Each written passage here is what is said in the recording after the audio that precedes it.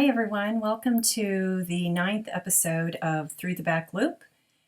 This is a knitting podcast with a little bit of sewing and spinning thrown in there occasionally, but mostly about knitting. I won't even apologize for being gone for so long because I always do that, and so I'm going to try not to apologize for my absence, but I do have a ton of things to show you since it's been so long. Let's see what I want to start off with today. I think I will start off with these socks that you've seen before, if you've seen previous episodes. And if you haven't, welcome. And if you're a returning viewer, welcome back. These socks, I've been in the works for a while.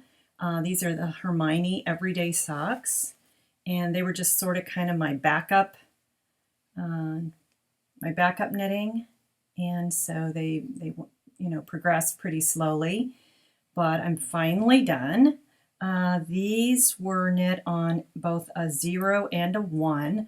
They were top down, and then when I got to the circumference of the foot, I went down to a 0 because I felt like they were a little not quite as tight as I wanted. And then I went back to a 1 when I got to the toe. So both a 0 and a 1. And gosh, that's kind of hard to see, but there it is. And anyway, finally finished. That is a pattern. I think that's a free pattern on Ravelry. I could be wrong about that. But it's by Erica Luter. And the yarn is Miss Bab's Hot Shot. And I cast on 64 stitches when I made these, so I'm glad they're finished. And now that it's getting a little cooler out, I'll probably be wearing these before too long. The next finished object is also a pair of socks. I made these Shorty Socks for my husband, and this was really old, deep stash yarn. I think this is made by Cascade. I didn't have the ball band anymore, but it's not hand dyed. It's something from a long time ago, before hand dyed was even a thing. And the pattern is basic ribbed socks. So I didn't do, of course, I did a shorter version of the pattern. He just wanted shorter socks. But the pattern is by Kate Atherley, and these also were top down, size 1 needle. And for him, I cast on 68 stitches. And the interesting thing about this is it had a really cool heel that I had never done before. And you basically knit the heel flap flat, and then you pick up the sides and you knit across. So it was pretty unique, but I just had to follow the pattern and trust that it would work, and it totally did. So anyway, those are finished. Those are for my husband, and those were relatively quick since they were shorties, but he's got kind of a long foot, so I guess they weren't that quick. And then the toe is just, I think they call that a wedge toe, right? Yeah, so that's usually the kind of toe that I do. So those were the new socks that I worked on. And then I have one thing I was super excited about, and I had been wanting to try it for a really long time. We had some socks that had holes in it. And so I actually darned them. I'm going to see if I can fix this so that I don't know if you can tell the difference there of what I just did, but hopefully that's a little easier. I'm not straining to be in the monitor so much. Anyway, so back to darning socks. I had some socks that had holes, been sitting there forever. I had meant to repair them way before now, and I finally got around to it, and there's a really wonderful tutorial, and I will link it down below, but it's called Darn It, Mending Your Socks by Purl Together. And actually, it's such a good repair job that I couldn't even find it for a second. But anyway, basically, you knit a patch and there it is. I don't know if you can see the little square, and it's just great. You end up getting a double pointed needle and picking up a row, and then you knit across, and then you bring your yarn up and you purl back, and then you so at the end of each of these little sides of the patch, you go through 2 ladder stitches and then either knit or purl your way back. But I found a yarn that I didn't have the original yarn. I don't believe. I couldn't find that, but I found some other yarn that was pretty close, and it's right on the bottom of his foot, so I don't think he'll even notice the difference at all. So I had that pair that I repaired, and then this pair I also repaired, and I believe, yeah, this was the first one I did. So there, I don't know if I did have this leftover yarn, but so I did knit the patch, and then up at the top you do a Kitchener, which you can tell I did a really crummy job of that. It was my first, this was my first one. So my second attempt was definitely the Kitchener is a lot neater. So now that I know how to do it, I just wasn't sure how much tension to put on that, and I didn't put enough tension on it. But it is repaired, and it doesn't feel weird. I already put it on my foot, and it doesn't, you don't notice it when it's on your foot. So I was really thrilled that I was able to repair both of those pairs of socks.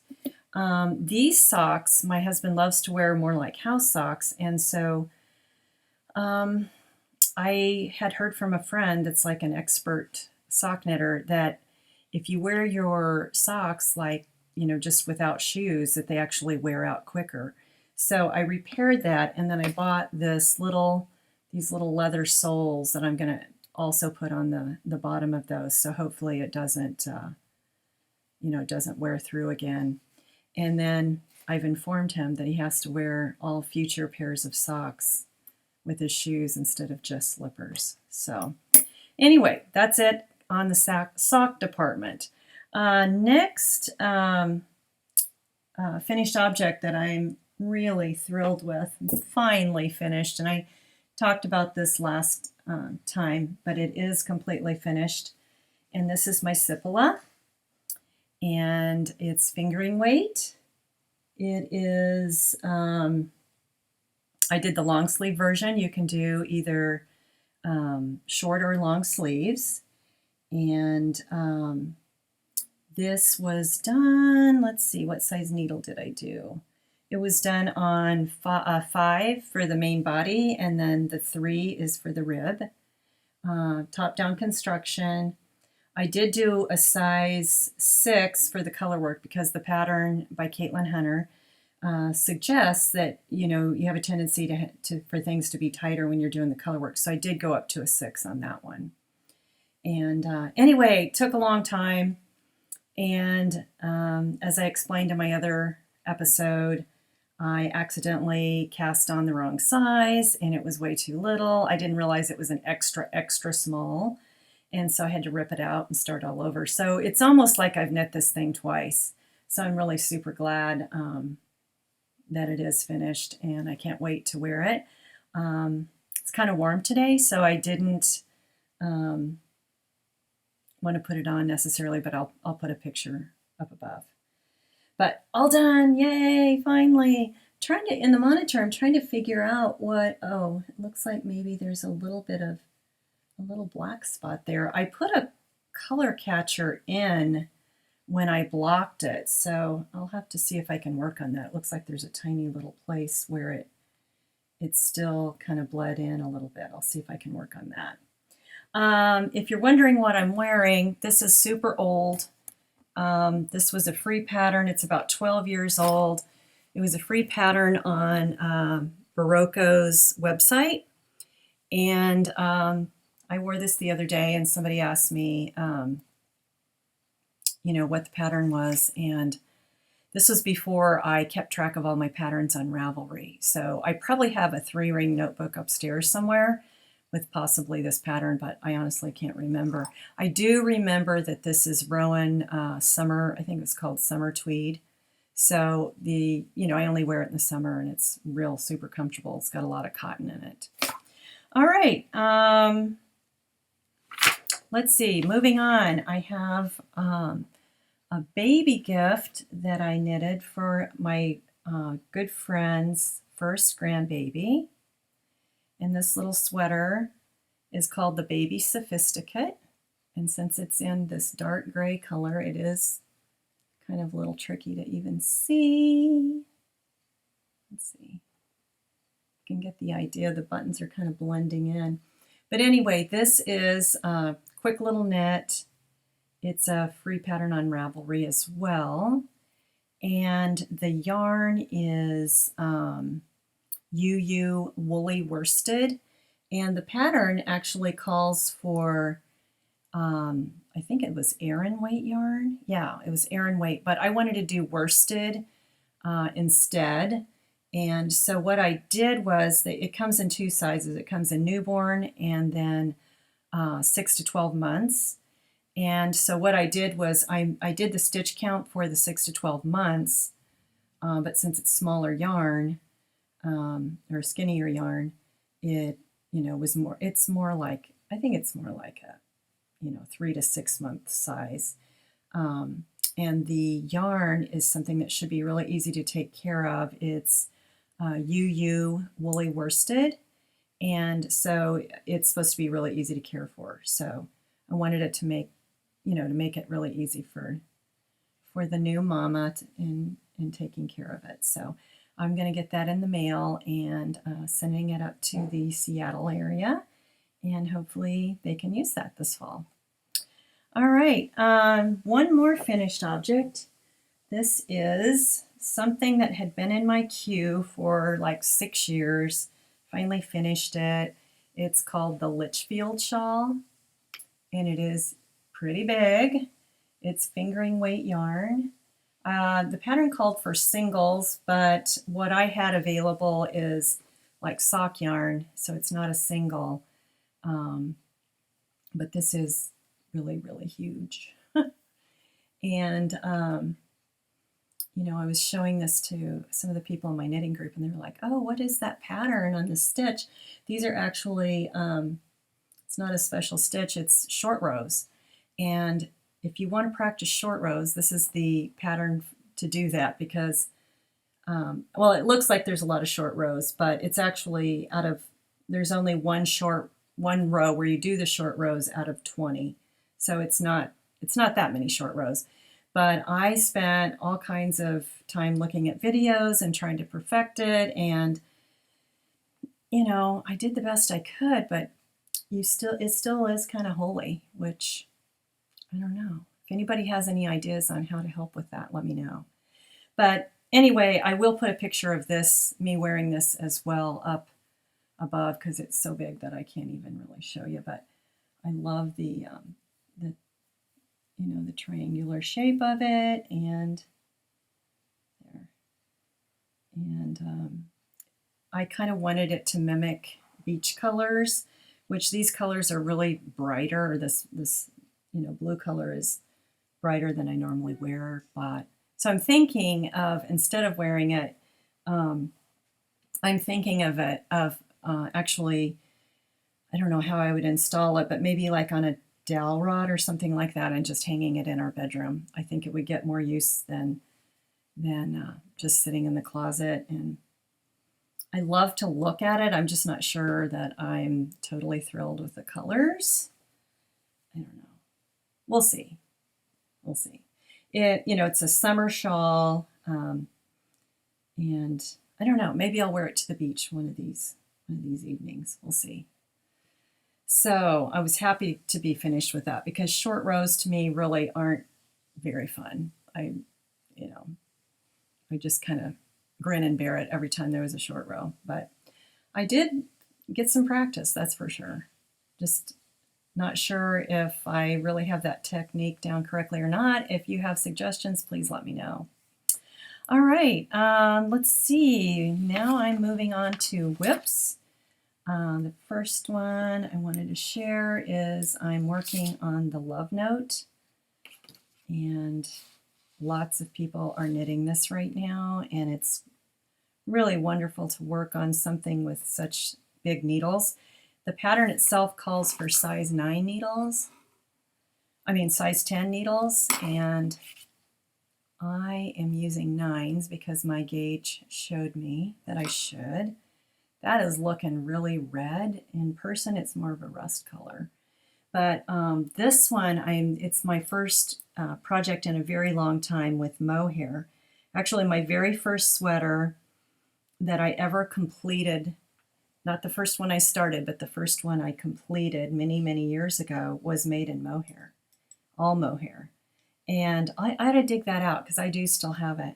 But this is fingering weight yarn with a strand of mohair. And it's top down, and I did get through the lace work. And I was going to work on the body.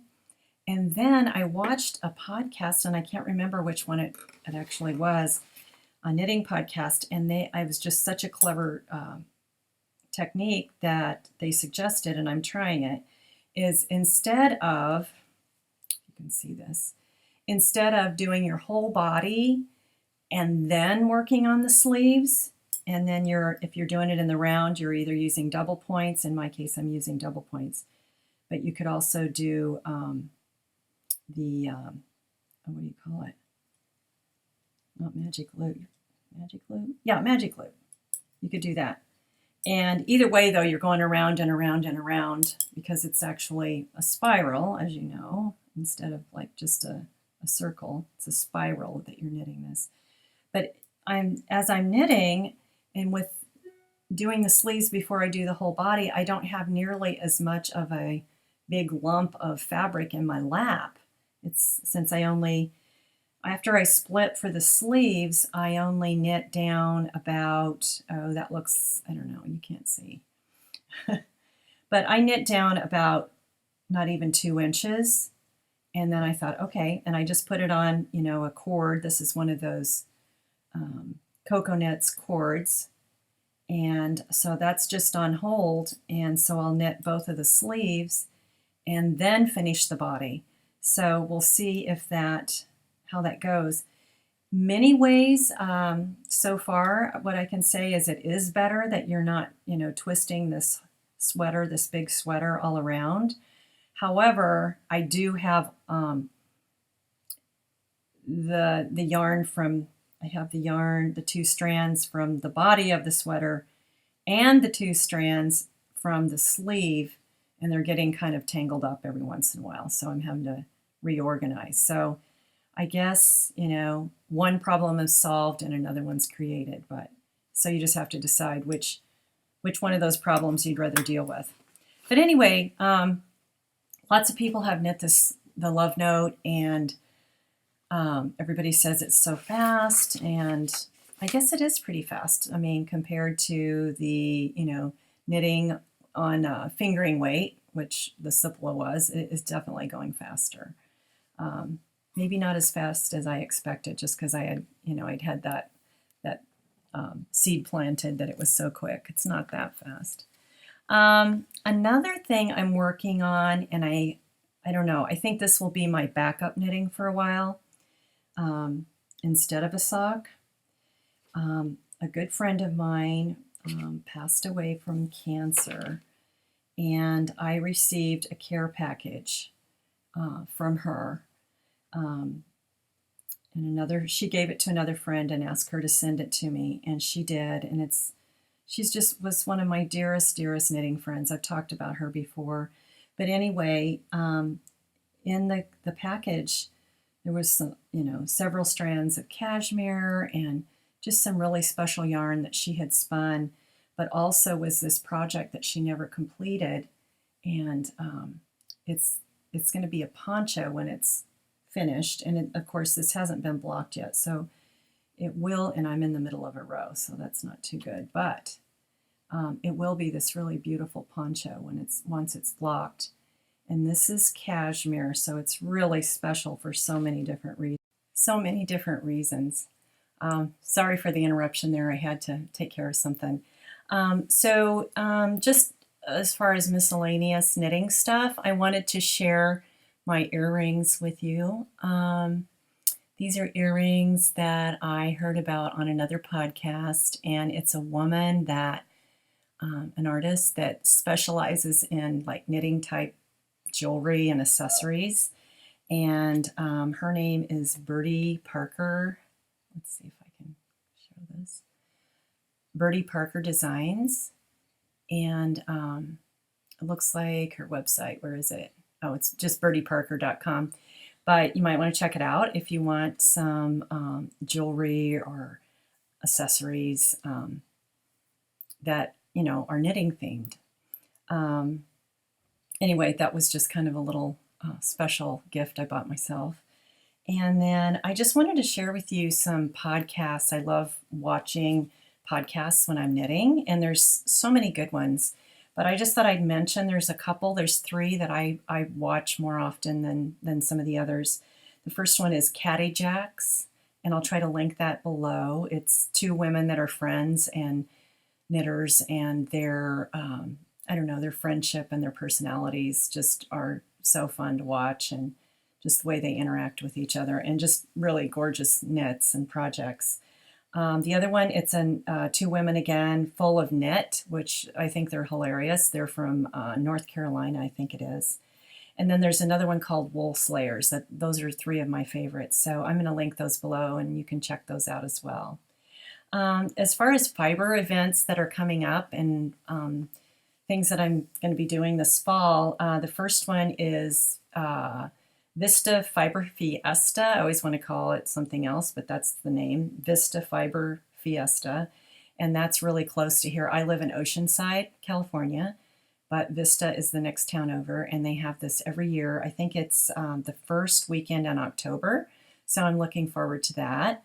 And then I also joined the Knitting Guild here in San Diego County, and they're going to have a class in November that I'm going to take on brioche. There's a speaker and a class, and I'm really looking forward to that. And then I'm also signed up for Stitches SoCal. So those are some things I'm really looking forward to this fall. Anyway, that's it for today. I hope you have fabulous knitting adventures, and that you enjoyed the podcast. If you did, please like and subscribe. And I'll see you next time. Have a good one. Bye.